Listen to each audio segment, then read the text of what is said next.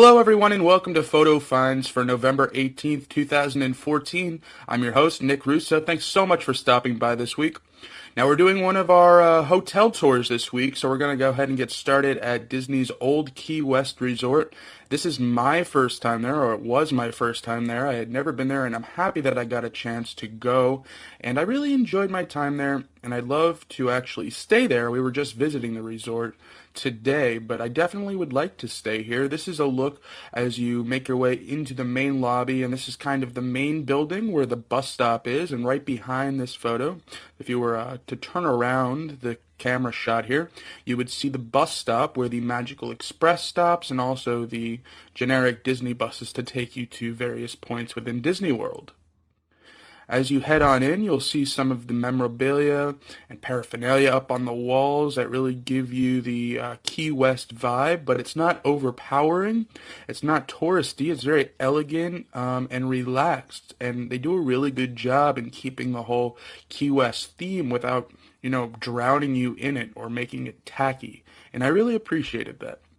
As you come around back of the lobby building, this is Olivia's Cafe. This is the main restaurant in the vicinity. And there's plenty of outdoor seating. This is more for the grab-and-go cafe that they have out here, and we'll see that in just a moment. And also, right here is where the ferry boats can take you to the parks just around the corner, to Epcot. Gurgling Suitcase is the bar that they have out here. Now, you don't always have a cool hole-in-the-wall bar like this, but this actually mirrors one of the bars that they have in Key West. Now, the one in Key West is a little bit grungier than this, but I remember when I visited Key West, they did have a very similar hole-in-the-wall bar, just like this, and I actually think the bar in Key West is called the Littlest Bar, if I'm not mistaken. But this reminded me of my trip there when I got to stop and have a drink in that little tiny bar there. Now, Goods Food to Go is the grab and go or quick service counter that they have out here, and that's what those umbrellaed picnic tables were accommodating. A look up at the menu board here. They have cold sandwiches and hot food, as well as some kids' meals and breakfast options as we move on down the menu board there. Nothing too Key West influenced from what I got from this. There's nothing really that screams theming for me here. I believe the more themed food, the more Key West themed food can be found in Olivia's Cafe. And right around the corner from Goods, quick service counter is the exercise room or the gym. Alright, now we're getting to our more recreational part of the resort. They have just a singular shuffleboard court right over here and a tennis court. This was all empty right now because it was on and off raining.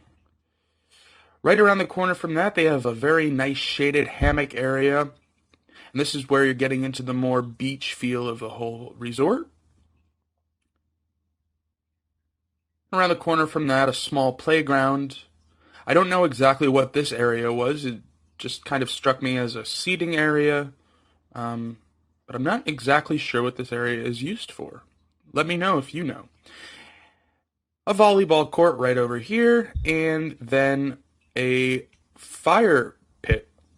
Heading back up to where the pool area is, this is the first thing you see heading back from that fire pit is the more kid-friendly area with the giant sandcastle. And there is a jacuzzi over here as well. This is the sauna. It's kind of housed in this lighthouse. And here's the main pool.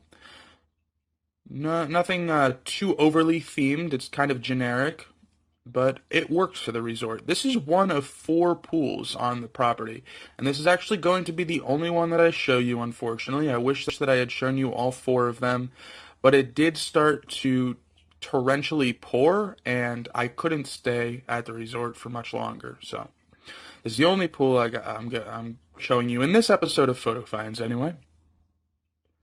And a quick look up at the ferry dock. The ferry boat was actually not in commission right now. I would imagine it was because of the thunder that was nearby. The thunder and lightning. The community hall area is right over here. We're not heading into the community hall area because it was very packed and I'm not sure what was going on in there, but it's kind of just a generic all-purpose recreational room. I just wanted to get a quick look out at the fall and Thanksgiving decorations that they still have out here. Probably because Thanksgiving hasn't passed yet. I just realized that. And they do have a small arcade out here for the kids, the Electric Eel Arcade. Wanted to get a look up at the string lighting that they have out here. It probably looks very nice at night and brings you even closer to that Key West feel. And you can see some of those guest rooms in the back. They actually call them vacation houses. And we'll get a look up at those in a moment. But before we do, just a couple more looks at the lighting fixtures up here, some of the chandeliers. And heading into the gift shop right across the way, we can see that it's not obviously themed until we get a look at the actual displays, and up at the rafters, some more paraphernalia up there. Now we are actually in Olivia's Cafe, and I really like the feel in here. It's a little bit dark, but it's very comfortable, and I love the color scheme, and it did remind me of a couple of places that I visited when I was in Key West for my vacation a couple of years ago, so they do a really good job in that.